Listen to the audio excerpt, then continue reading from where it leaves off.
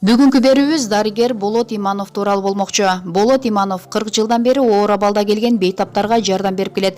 Иш тажрыйбасында 10 миңден ашык операция жасаган. Орто Азияда биринчилерден болуп, уйку бездин дартын операция жолу менен айыктырууну ишке ашырган. Учурда улуттук хирургия борборунун ашказан жана 12 ичеги оорулары бөлүмүн жетектейт. Дарыгерликке түрткү берген апа Иса Ахунбаевдин өлүмү. Бала кезимде апамдын колу буту ооруп, тегеректеп эле жүрчүбүз. Ошондо дарыгер болом деп максат койдум. Дагы бир себеби, дарыгер Асан Жайлообаев биздин айылдан.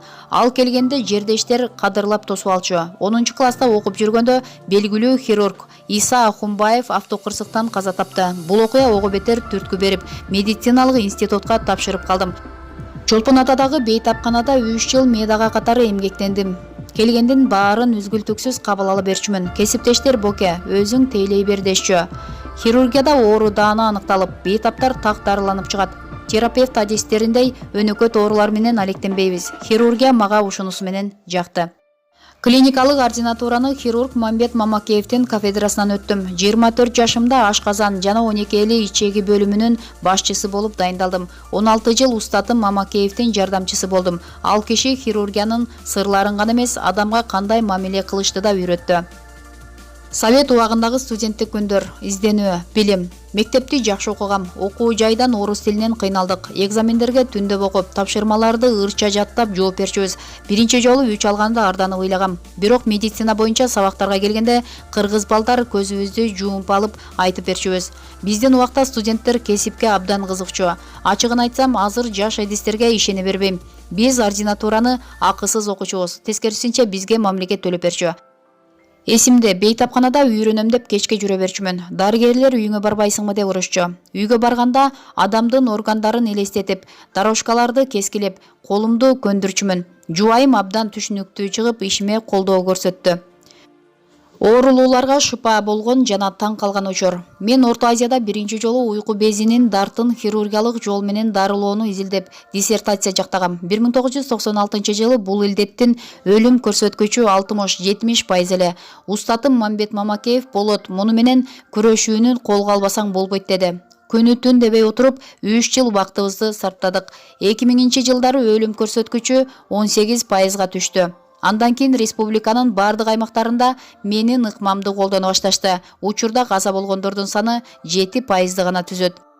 Адатта ичегилер буралып калат. Бир ирет бизге келген бейтаптын ашказаны буралып калыптыр. Башында ичин бөлөк диагноз менен ачканбыз. Ден соолугун калыбына келтиргенден кийин маалымат булактарынан издештирсек, мындай диагноз менен операцияны дүйнө жүзүндө 501 болуп биз жасаптырбыз. Бул Кыргызстанда биринчи жолу жасалган операция болгон. Көзгө жаш алганда тажрыйбамда 10 миңден ашык операция жасадым. Жумуш учурунда өмүрүн сактай албай, ажал тапкан бейтаптар болбой койбойт экен. Жаш жигит Альвия Коккоз оорусу менен келди. Башка бейтапканаларга барса жасай албайбыз деп чыгарып берип коюшуптур. Туугандары сизге ишенебиз, бир нерсе болсо жоопкер болбойсуз деп суранышты. Операция убагында бейтаптын ири кан тамыры жарылып кетти. Кучактап ыйлап, кечирим сурагам. 2010 жылы апрель окуясында киши абдан көп келген. Окуя болгон күнү эч бир кызматкер үйүнө кеткен жок. Өлүп келгендери да болду.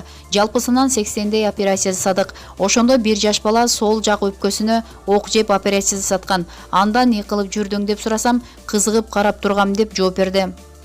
Көп өтпөй апрель баатырларына өкмөт акча берет деп калбадыбы? Ошондо мен кокусунан эмес, атайын эрдик үчүн баргам деп калыптыр. Борбордо болгон окуя. Жаш балдар ортосу оюлуп калган чоң терезеден ары бери секирип ойношот. Бирөөсү аларды туурайм деп атып, ичи менен сайылып калыптыр. Баладан көп кан кетип калды. Сактай алган жокпуз. Мөлтүрөгөн жап-жаш бала экен. Бөлүмдөгү дарыгердин баары ыйладык. Тизелеп акча суранган бейтаптын окуясы. Илгери бейтаптар дарыгерлерди кудайындай көрчү. Кой союп эле келе беришчү. Бир жолу тоңдон келген чабандын аялына операция жасап, ал ийгиликтүү өттү. Чабан кабинетиме келип, муну алып коюңуз десе чочуп кетипмин. Ал кезде акча алуу деген жок болчу да. Ишенесизби, албайм десем сизге ыраазымын деп тизелеп акчасын сунду. 10 баласы бар экен деди. Колундагы 100 рубльдын 10-ун ырым катар алып, калганын балдарга таттуу алып бер деп жолго салдым. Эгер мен акча алып жашасам, эбак байып кетмекмин. Ставкаңыз канча дегендерди укканда, мен силерге базарчы эмесмин деп тилдейм. Эгер чын жүрөгүнөн ыраазычылык айтып жатса башка кеп. Эл катары жашайм. Үй бүлөбүз менен үзүлүп жулкунбайбыз. Бир мисал айтып кетейин.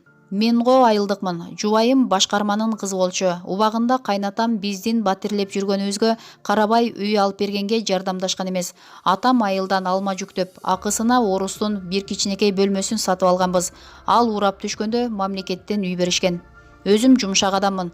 Бейтаптар же алардын туугандары менен каттуу айтышып, жаман көрүнгөн күндөрүм болгон эмес. Устатым Мамакеев сени сөксө, ичиңен сөгүп, сыртыңан жылмайып кой деп айтат.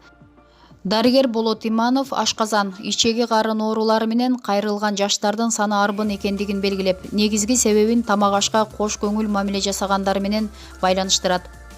Сизди айтылган убакыттан көбүрөөк күткөнгө туура келди. Операциядан чыктыңыз окшойт. Оорулуунун 20 күндөн бери кыйнаган сокур ичегисин алдык. Ичтен жарылып, абсцесс пайда болуп, ички ичегиси тешилип калыптыр. Анын кесепетинен ичегинин 1,5 метринда кесүүгө туура келди. Эң бат жасала турчу операция дал ушул сокур ичеги болсо керек эле. Мамбет агай сокур ичеги алгандан азыркыга чейин корком дейт. Операциянын эң ооруу да, эң жеңили да ушул. Оорулуу өз убагында келсе оңой эле таап, 30-40 мүнөттүн ичинде алып салабыз. Кээде сокур ичегини таба албай 2-3 саат операция кылган учурлар болот. Бул ар бир бейтаптын сокур ичегисинин жайгашуусу менен түшүндүрүлөт. Биз кеп кыла турчу ашказан ичеги ооруларынын түрлөрү абдан көп. Ошондуктан бейтаптар дайыма кайрылган түрлөрүнө гана токтолсок.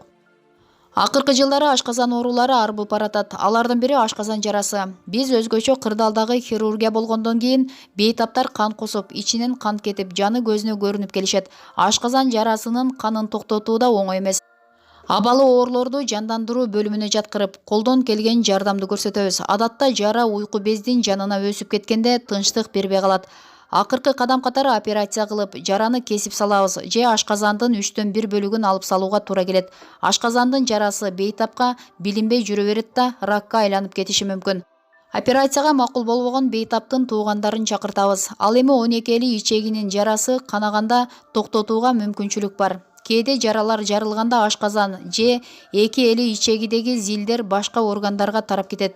Ичегидеги жара менен көп убакыт жүрө берсе, ал өзүнчө айыккан түр көрсөтүп, тырык болуп калат. Анан жеген тамак аштын баарын ашказандан ылдый кетпей, ордунан ачып баштайт. Жыйынтыгында оорулуу арыктап, ичкен тамагын кусуп, дайыма кекирип жүрүп калат. Операциядан башка жол жок болгондуктан 2/3 бөлүгүн кесип салабыз дагы ички ичеги менен бириктирип коебуз. Бул залалдуу жаралар эмненин кесепетинен улам келип чыгат? Факторлору көп. Биринчиден туура эмес тамактануу, көп кыжырдануу, тукум куучулук, инфекциянын болушу, туз кислотасы көбөйгөндө пайда болот. Айрым учурда сапатсыз ичимдик ичкенден улам окшуп кусканда ашказандагы былжырлар жарылып кетип канайт. Алгач дарылайбыз. Оор болсо ашказанды ачып, жарылган жерлерди тийип коебуз. Маселен, ашказандын геморрагиялык гастрит оорусу менен жабыркаган адамдын ашказаны кадимгидей тирдеп, ичтен канайт. Өтө оор кырдаалда ашказанды толук алып салганга туура келет. Кантип? Ашказанды толугу менен алып салыппы? Толук түрдө алып салып, ичке ичеги менен кызыл өңгөчтү бириктирип, ашказандын кызматына коебуз. Башында мүнөздөп, тамак ичип отуруп, көнүп кеткендер толтура. Ичеги спайка болгондо дагы бир тобун кесип салат деп айтышат. Спайка бул биригип жабышып калган жер. Бейтап операция болгондо ичинен жаракат алып калса, спайка пайда болуп калышы мүмкүн. Спайка учурунда ичегилерди ажыратып коебуз. Жабышып, түймөк болуп калганда гана кескенге туура келет. Ичегини 2,5 метрге чейин алууга болот. Адамда ичегилер ичке жана жоон ичеги деп бөлүнөт. Ички ичеги 5-7 метр, жоон ичеги 1,5 метр болот. Экөөнүн кызматы ар башка. Ички ичегинин функциясы тамак ашты сиңирип, организмге керектүү нерселерди алат, дагы ашыкчасын жоон ичегиге жиберет. Жоон ичеги иштеп сыртка чыгарат. Кайсы курактагылар ички органдардын кандай оорулар менен ооруй тургандыгына анализ жүргүзүп көрдүңүз беле? Ашказан, 12 эли ичеги менен ооругандарга көбүнчө жаштар кирет. Бардыгы туура эмес тамактангандын айынан. 50 жашка чейингилер ашказан, ичеги жарасы менен келишет. Айрым учурда жара менен өспүрүмдөр да келип калат. Аларга бычак тийгизбегенге аракет кылабыз. Ошондуктан ичкен жегенибизге көбүрөөк көңүл буруп, тамакты бат-баттан жана аздан ичүү керектигин баса белгилегим келет. Жогорудагы берүүбүз Sputnik KG сайтынан алынган маалыматтардын негизинде даярдалды.